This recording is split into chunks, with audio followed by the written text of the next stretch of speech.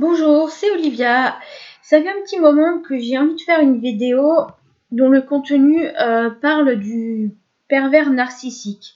Alors, les deux raisons pour lesquelles ça me tient à cœur, c'est première raison parce que dans notre société, je trouve qu'on a beaucoup tendance à la fois minimiser la définition, ou plutôt le terme pervers narcissique.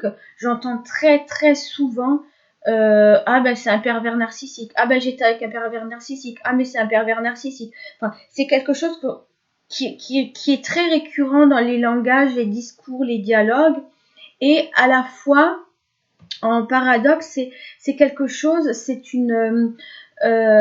des termes qu'on emploie sans vraiment, je dirais, comprendre le sens ou la définition de ces termes.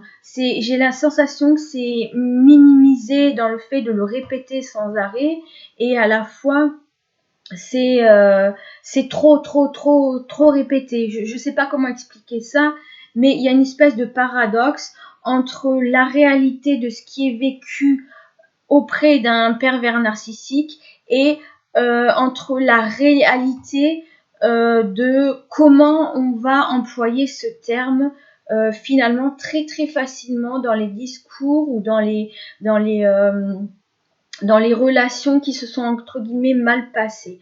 Alors j'ai vraiment très envie d'y apporter ma touche perso puisque j'ai aussi eu affaire à un pervers narcissique et à plusieurs d'entre eux d'ailleurs, sachant que nous sommes tous d'une certaine façon, à un certain degré, entre guillemets, pervertis. Et ce, dès l'enfance. Pourquoi? Parce que enfant, considérer que l'enfant naît pur, innocent, confiant, spontané, dans une dimension naturelle, nature simple. Un enfant est très proche de l'animal, très proche de la nature. L'enfant est nature, EST. Alors que lorsque on devient adulte, on grandit, voyez bien qu'aujourd'hui, l'être humain considère que c'est l'être humain et la nature, ET, alors qu'on oublie vraiment profondément dans les valeurs et dans ce que nous sommes et nous véhiculons, euh, nous sommes vraiment la nature. Il n'y a pas la nature à part et tout ce qui comporte ce qui est naturel, dont les comportements, à part, et l'être humain. Non, c'est vraiment un ensemble. Bon, ceci mis à part, l'enfant grandit dans une spontanéité innée, dans un naturel inné, dans une simplicité. C'est nous, parents, qui pervertissons nos enfants dès le jeune âge, je dirais. Là, il est question de perversion. Donc, c'est bien, pour moi, il est très important de comprendre la définition du mot perversion, parce que ça ne se finit pas, ça ne se définit pas à un être humain qui est comme ci, comme ça. Ça part vraiment déjà de loin, et pouvoir comprendre que ça vient déjà de très loin, ou enfin dès la naissance, dès l'enfance, ça peut permettre de comprendre les caractéristiques d'un pervers narcissique, de pourquoi il est comme ça, éventuellement, sans excuser ou tolérer ni accepter ses actes, mais comprendre que lui-même aussi a été perverti, et d'où ses comportements et attitudes à un degré 1, je dirais, sur une échelle de 1 à 10, jusqu'à un degré 10, où on va jusqu'à voir le pervers narcissique va jusqu'à la violence physique, parfois l'assassinat, le meurtre de la compagne, puisque notamment on a très beaucoup cette caractéristique à l'homme. Je vais juste parler de de ce cas. Ensuite, voilà, la perversion, voilà, c'est dès l'enfance. Lorsque, par exemple, voilà, nous disons à nos enfants, t'as fait pipi par terre, oh, c'est sale. Voilà, c'est déjà une forme de perversion. On pervertit quelque part l'enfant en lui disant que tu as fait pipi, tu as fait tes besoins par terre, c'est sale. Alors qui définit que c'est sale? Il n'y a pas de saleté dans le fait qu'un enfant se lâche parce que voilà, il n'est pas suffisamment mature dans son cerveau n'est pas suffisamment apte à gérer peut-être plusieurs actes en même temps, c'est-à-dire qu'il est en train de jouer, puis il se lâche, et puis voilà, il fait ses petits besoins par terre. Voilà, les parents ont beaucoup tendance à gronder, à punir parce que le pipi, le caca, c'est sale, c'est par terre, c'est pas bien, c'est mal, parce qu'il faut entendre dans la définition littéraire de la perversion, il s'agit du changement en mal. C'est changer en mal, c'est une notion de mal, apporter une notion de mal. Donc, dire que tu as fait pipi, c'est mal. On parle d'une attitude, hein. On définit même pas l'acte, hein. On dit c'est mal ce que tu as fait, on est dans l'accusation. Dès là, on commence déjà à pervertir l'enfant en devenir d'adulte, hein. Donc il va se construire sur cela. C'est un exemple, hein. La façon de manger, c'est pareil, c'est tu manges comme un cochon, c'est sale.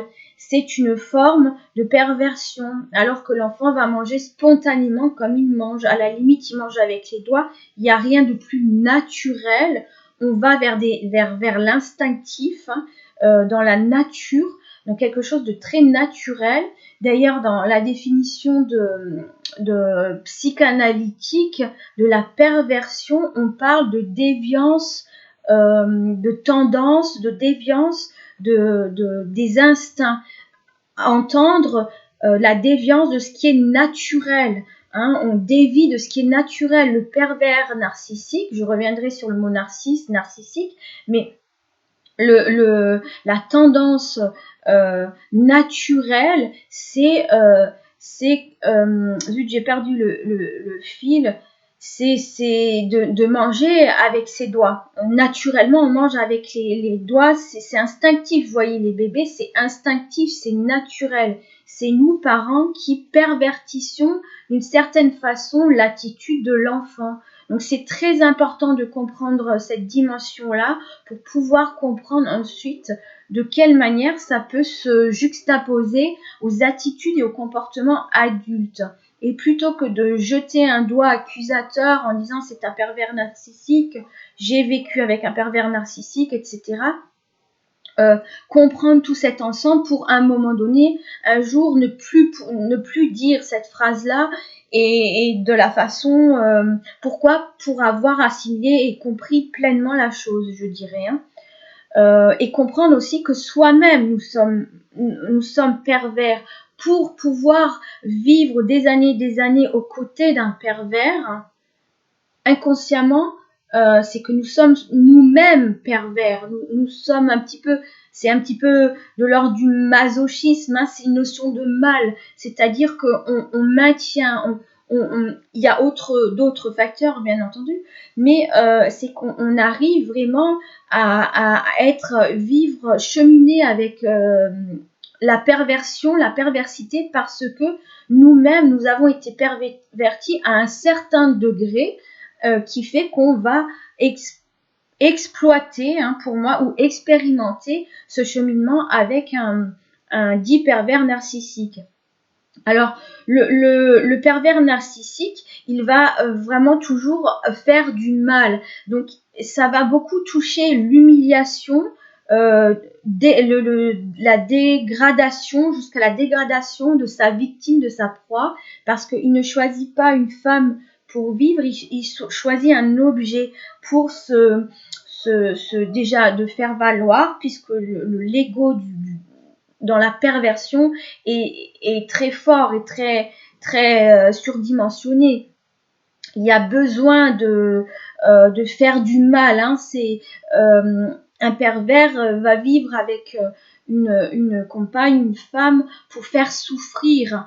Alors tout ça, ce sont des mécanismes qui lui-même a intégré et qui va lui permettre de vivre et de retransférer, de retranscrire cette façon d'être, hein, parce que lui-même a vécu quelque chose de pervers et plus. Hein. Donc voilà. Et ensuite, ce que je voulais dire, est-ce que j'avais... Oui. Voilà, c'est vraiment penser à ce que tout ce qui dévie de la nature. Alors, du naturel. On est tous, hommes ou femmes, pervertis. Hein, donc, d'où le fait de, par exemple, pour nos enfants, par exemple, Françoise Dolto, lisez quelques recueils de Françoise Dolto. Il y a des exemples où, justement, elle notifie, non pas elle parle de perversion spécialement, mais ou de pervers narcissique, mais de la façon dont on apprend aux enfants à être. On leur apprend pas, hélas, à être. On les déprogramme de ce qu'ils sont par nature pour être conformes à quelque chose. Donc dès le début, il y a vraiment quelque chose, la donne est faussée. La donne est faussée, la nature est faussée. Donc il y a vraiment quelque chose qui est perverti, qui est pervers. Alors bien sûr, dans l'intention que le parent a de dire à l'enfant, tu as fait pipi par terre, c'est sale, il n'y a pas la notion intentionnel d'être méchant, de faire du mal, mais ça fait du mal quelque part, on crée le mal. Faire du mal n'est pas nécessairement intentionnel. Je veux dire, on peut très bien exprimer ses propres sentiments à quelqu'un et les sentiments qu'on exprime vont blesser l'autre, faire du mal à l'autre. On pourrait dire, eh bien voilà, il y a une forme de perversité à vouloir faire du mal à l'autre. C'est vouloir faire du mal à l'autre. En exprimant simplement nos sentiments, on ne fait pas nécessairement du mal par intention. C'est ça qui est très important. Donc oui, le parent est déjà à la base perverti, forcément on va retranscrire cette façon d'éduquer, façon d'être, de faire. Alors ensuite, ce qui moi me semble très important, c'est que aujourd'hui, dans là où on minimise, on banalise, c'est que quand j'entends souvent j'ai été avec un pervers, c'est un pervers narcissique, c'est quelque chose, mon Dieu, c'est terrible. Ah oui, bien sûr, c'est mon Dieu, c'est terrible. Après, il y a des degrés, comme je vous disais, il y a le pervers qui va jusqu'à, de toute façon, dans la perversion, on va jusqu'à asservir, assujettir sa proie, sa victime, jusqu'à la dévaloriser pour se faire valoir, parce que l'ego est surdimensionné chez le pervers, et puis surtout parce que narcissique, hein, c'est Narcisse, c'est, je crois que c'est la mythologie grecque, il me semble, c'est Narcisse hein, qui, je me regarde dans un miroir, je suis beau, je me valorise, mais je me valorise moi et pas les autres, c'est surtout ça, c'est en cela qu'il y a besoin d'entendre que le pervers est narcissique, parce qu'il ramène tout à lui, mais simplement un pervers, je dirais presque par nature, ramène tout à lui. Bon, oui et non, ça dépend. Le degré, je dirais, si on considère que nous sommes tous pervertis, que nous avons des attitudes quelquefois perverses, c'est pas pour cela forcément que nous allons être narcissiques et penser qu'à nous, dire si je le fais, voilà, ça peut être non intentionnel et simplement, inconscient, rien que dans le geste d'éduquer nos enfants à dire tu manges comme un cochon, ça c'est pas propre, change ton pantalon, t'es tout sale, c'est dégoûtant, voilà. Donc, ce qui est aussi important dans le pervers narcissique à ses côtés, c'est il va vous faire croire qu'il vous aime. Or, il n'est absolument pas question d'amour ou alors d'amour propre, le sien. Et on entend bien amour propre, hein, c'est qu'il n'y a que lui, et puis voilà, notion de saleté pour le coup. Et il va aller dans l'humiliation. Hein. Quoi que vous fassiez, c'est mal. Quoi que vous disiez, c'est mal. Il tournera tout à son avantage dans ce qui est mal, mais il retournera tout la situation aussi lorsqu'elle va riper vers quelque chose qui va aller contre lui. Il va retourner la situation contre la victime. Donc la culpabilité, bon, tout ça, c'est un jeu de manipulation. C'est pas le pervers narcissique et manipulateur. Non, le pervers est manipulateur. Lorsqu'on dit à un enfant fais pas pipi, machin, c'est une forme de manipulation parce qu'on on le manipule à être quelque chose qui par nature n'est pas. Donc c'est une forme, nous sommes tous manipulateurs aussi au quotidien. Nous sommes dans la manipulation, hein, qu'on le veuille ou non. Ce n'est pas nécessairement un défaut. Il ne faut pas, c'est pas que c'est pas un défaut, c'est-à-dire qu'il ne faut pas que cette caractéristique mène votre vie. Hein, c'est ça qui est important. D'où le fait d'intégrer ce qu'on appelle qualité, défaut. Et pour chaque valeur, parce que moi j'aime pas dire qualité-défaut, pour chaque valeur il y a l'ombre et la lumière. Donc voilà. Ensuite, voilà pour le pervers, je disais, donc son but c'est vraiment de faire souffrir comme on l'a fait souffrir. Donc c'est là où c'est vicieux, parce que autant on va l'avoir fait souffrir, autant il poussera la petite bête fort et à dire tout ce que tu fais c'est mal. Il vous dira pas clairement tout ce que tu fais c'est mal, bien sûr, mais pour parler de mon expérience, le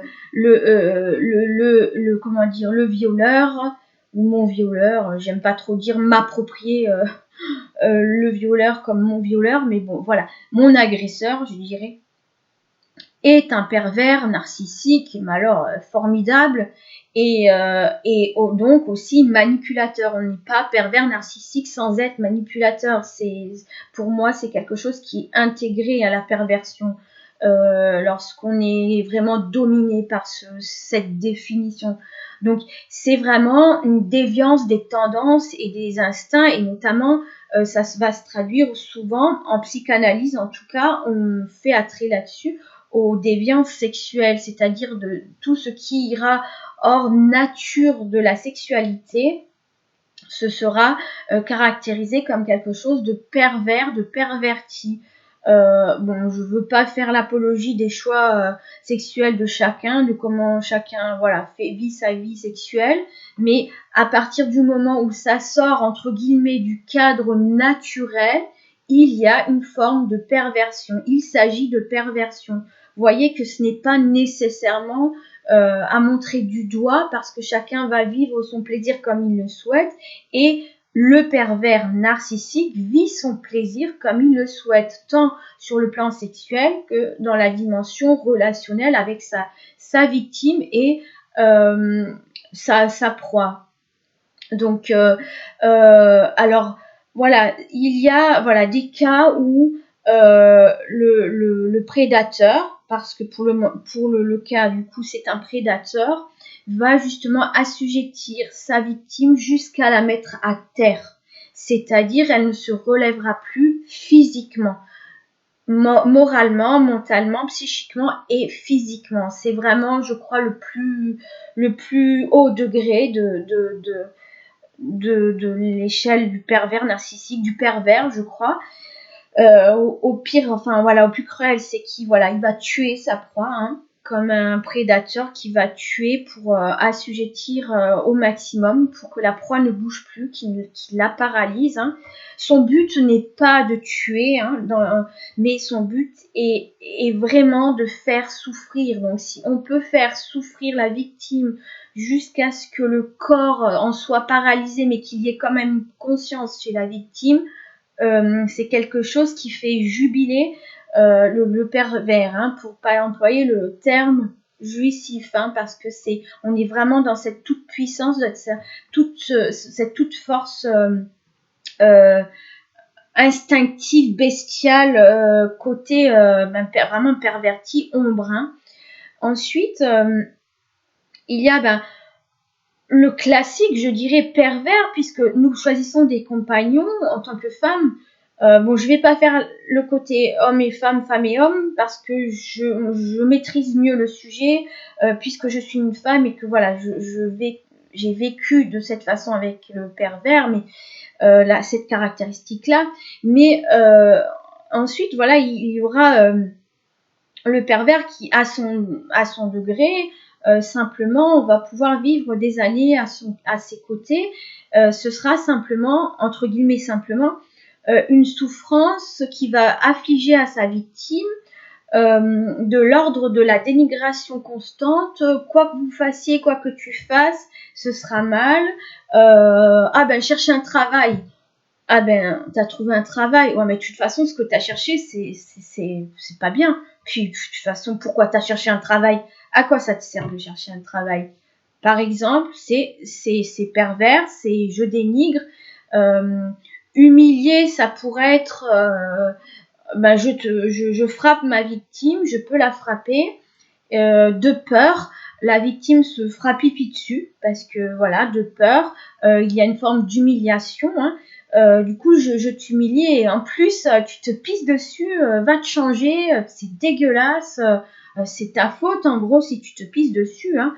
Attention, donc victime en prend plein la tête dans la forme où elle va être responsabilisée de tout ce qui lui arrive de toute façon. Hein. Donc ça va être les exemples de toute façon. Ben passe ton permis, va passer ton permis, hein, parce que il serait peut-être temps, au bout du temps, hein, j'en ai un peu marre de rouler pour toi, de payer pour toi.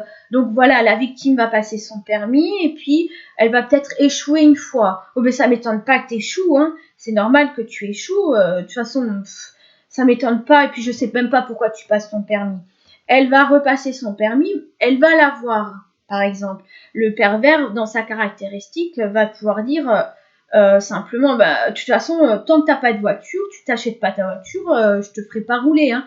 Ou alors il fera rouler et puis il va sans cesse dénigrer la conduite de la personne en voiture, mais du coup, il réduit et il dénigre la conduite aussi comportementale hein, de sa proie, de sa victime. Donc, quoi que vous fassiez, ça ne va pas. Hein. On va arrêter pour les victimes, en tout cas, de chercher des justifications, des excuses, mais je vais réfléchir pour faire ça bien, pour faire ça mieux, comme ça il sera content. La victime a souvent tendance à vouloir faire bien, mieux, chercher à savoir ce qui va pouvoir faire plaisir à son prédateur. Or, rien ne lui fera plaisir, puisque son but c'est de sabrer, d'humilier, de dénigrer, de mettre à moins que zéro. Donc là, je vais switcher du côté de la victime. C'est à ce moment-là que, ok, le pervers narcissique, le pervers a ses torts, mais à un moment donné, c'est à la responsabilité de la victime de se prendre en main et de se rehausser et de dire je veux sortir de ce marasme, je veux de sortir de cette sphère infernale et je m'en vais, je pars. Alors, il y a deux choses importantes, c'est que la première, pour les victimes, c'est pas donné forcément pour vivre 10, 15, 20 ans auprès d'un pervers, c'est compliqué. On voit bien les femmes battues, combien d'années elles vivent avec des hommes qui battent, qui sont nécessairement des pervers, puisque pour battre, pour frapper, on va dans la violence, parce que le pervers, il va beaucoup plus se cacher derrière la violence psychique que physique, puisque son but est vraiment de toucher dans la profondeur de l'être et d'assujettir, de faire souffrir. Hein. Et lorsque la victime effectivement se rebelle, il va parfois porter les coups, attaquer physiquement. Mais on voit bien que voilà, les femmes battues ne s'en sortent pas parce qu'elles ont du mal. Et pourquoi elles ont tellement programmé, entendu dans leur cerveau qu'elles ne valaient rien, que de toute façon elles sont incapables, qu'elles n'arriveront pas à s'en remettre, qu'elles sont rien sans lui, qu'elles ne sont rien sans un homme, qu'elles ne sont rien sans argent et qu'elles ne valent rien. Donc, elles sont tellement à s'estimer de peu, voire de rien, que elles n'ont pas la force, le courage de sortir de ces situations. Donc, appel aux victimes, vous avez la possibilité de vous enfuir, de fuir, de partir à un moment donné, décidez-le. C'est très très courageux de votre part de le décider et après les choses suivront leur cours. Alors en général, les pervers ne veulent pas laisser partir leur proie, ils vont s'acharner, ils vont pas nécessairement les retenir quand ils sentent vraiment que la victime elle est décidée ils vont lâcher prise parce qu'ils n'ont plus d'intérêt. Et ils sentent bien, parce qu'ils sentent bien, ils ne voient pas seulement, ils sentent bien que la proie s'échappe. Alors, me concernant, dans mon histoire de viol, ça s'est vraiment passé sous quelques mois. Bon, j'ai plus les dates exactes parce que c'est vraiment quelque chose que je refoule encore, même si je l'ai noté, écrit, j'en écris mon livre, etc. Mais sous quelques mois, ce pervers narcissique, bon, ce pervers a vraiment, c'était vraiment un scénario. Petit à petit, j'étais soumise, je me soumettais petit à petit, sans m'en rendre compte. C'était vraiment dans l'inconscient, tout se tramait dans l'inconscient. Et puis, le pervers n'attaque que des proies vulnérables à la base. C'est que mon fond, il faut savoir que la victime est déjà dans son fond bien abîmé, bien fragilisé par les fondements qui sont déjà impactés. Quels sont nos fondements? Ce sont nos parents. Père, mère, je le disais en début, ce sont nos parents qui, à la base, créent cette fragilité, cette vulnérabilité, qui n'ont pas su nous apporter les bagages nécessaires ou les armes pour se défendre contre ce genre d'attaque, à la limite, je dirais, d'attaque. Donc, ce n'est pas le pervers narcissique ou le compagnon lambda X, Y, Z qui est quelque part responsable. Bien sûr, il est responsable à un moment donné de votre vie de vous traiter comme il vous traite, mais cela part de nos fondements. C'est que dans nos fondements, il y a des failles, et ce sont ces failles-là qu'il faut impérativement, j'ai envie de dire, colmater, ou enfin voilà, guérir, cicatriser, pour pouvoir justement continuer son chemin et rencontrer, trouver et bien des hommes respectueux, en tout cas de notre personne, de notre corps, pour les femmes, de femmes en tout cas. Donc, pour moi, c'est vraiment un leurre de penser qu'on tombe que sur des cons ou que sur des pervers, pensant que c'est que le karma, pensant que c'est que la culpabilité, pensant que c'est que des cons. À un moment donné, il y a vraiment une remise profonde en question à faire de soi-même, de ce qui a été vécu avant, de pouvoir aussi un petit peu symboliquement je dirais pas tuer ses parents, mais à un moment donné de salir entre guillemets ses parents en disant que ben oui voilà à ce niveau-là ma mère a failli, mon père a failli, ce qui a fait qu'ils n'ont pas pu me transmettre le nécessaire pour me relever, pour continuer à faire face à ce genre de caractéristiques perverses. Donc, c'est vraiment à l'heure de penser que ça vient de l'extérieur, parce que un proie ne va que vers des victimes qu'il sent déjà à la base fragilisées. Il ne connaît pas la personne, mais étant donné, pour être dans le subtil et la perception fine, dans le ressenti, nous sommes tous dotés de ces perceptions-là. Le pervers sent ses victimes, il sent ses proies. Et comme je disais dès le départ, c'est un prédateur, c'est instinctif, c'est quelque chose d'animal. Les animaux ne se dirigent que par quelque chose c'est primaire hein, d'ailleurs, c'est quelque chose d'instinctif. Ils ressentent la victime. Pourquoi un tel va se diriger vers telle ou telle personne inconnue, ils vont se rencontrer et puis ça va finir en catastrophe.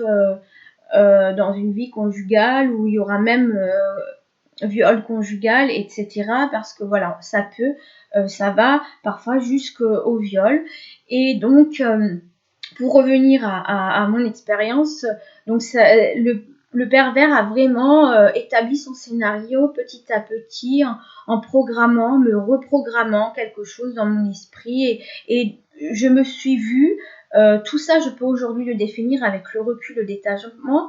Je me vois tout doucement à être complètement soumise sous son emprise, manipulée par ses malversations, ses paroles, où je m'entends encore redire que, en gros, ouais, je suis bien, je suis super, je suis la meilleure. Et puis tout à coup, mais t'es nulle, mais t'es incapable, mais pourquoi tu fais ça?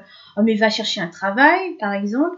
Ah, mais je trouve un travail et puis je suis très contente. Et puis tout à coup, je comprends pas pourquoi il m'insulte, pourquoi il me traite bon, j'évite les gros mots, de tout ceci, tout cela, puisque je viens de trouver un travail. Et comment tu vas y aller à ton travail, hein? Tu crois que c'est moi qui vais t'emmener?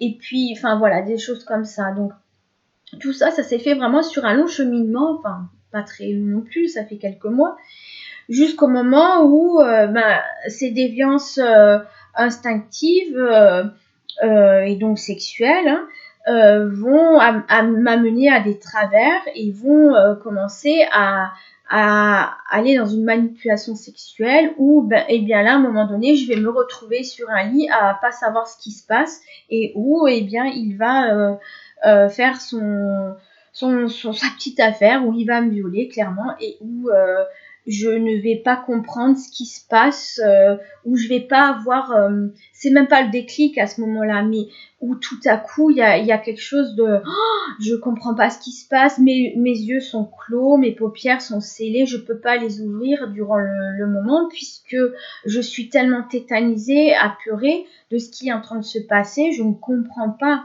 Je ne comprends pas parce que j'avais confiance en lui déjà, je croyais en lui, je croyais en ses jolies paroles et même si à côté de ça, en parallèle, il y avait quelque chose d'incohérent, quelque chose de cassant, de culpabilisant, mais bon voilà, la petite victime fragile que j'étais à ce moment-là, sortant d'un divorce compliqué, de peine de cœur, voilà, être complètement déstabilisée, je comprends pas ce qui se passe. Donc l'acte s'est produit une fois, il s'est produit plusieurs fois, et où un engrenage arrive, se met en place, où à n'importe quel moment, j'aurais pu partir, j'aurais pu fuir en tant que victime. Je n'ai pas pu, puisque je n'avais pas cette faculté, cette force, ce courage, cette conscience de me révéler, de me réveiller.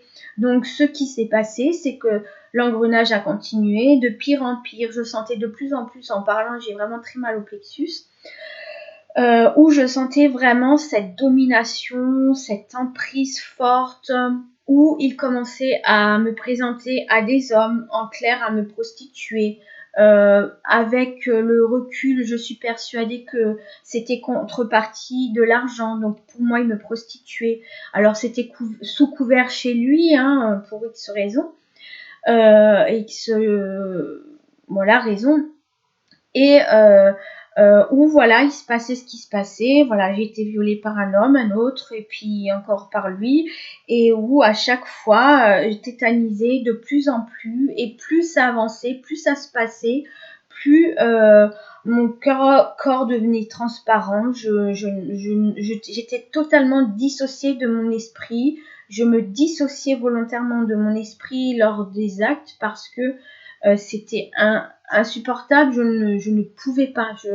Si je me voyais, voilà, c'était, je ne sais pas, c'était peut-être le déclic, je ne sais pas, mais en tout cas, je ne pouvais pas me sortir de cet engrenage. Et ça a duré sur un espace de quelques mois. Et chez moi, le déclic, ce qui a fait m'en sortir, c'est que j'ai été enceinte. Et le fait d'avoir été enceinte de ce violeur, de cet être-là, ça a été quelque chose un cataclysme. Ce bébé, cet enfant, que voilà, que j'ai nommé aujourd'hui, que j'accepte comme il a été, puisque très longtemps je l'ai vraiment rejeté. Ça fait très peu de temps, hein, d'ailleurs, que je l'accepte. Il doit avoir peut-être 18 ans, à peu près 17-18 ans. Pour moi, c'était un garçon. J'en suis persuadée. Voilà. Du coup, ça m'émeut. Et du coup, voilà, ça a été non. Je peux pas avoir un enfant de cet être-là, du diable. Moi, c'était je ne peux pas avoir un enfant, un bébé du diable. C'était tout simple.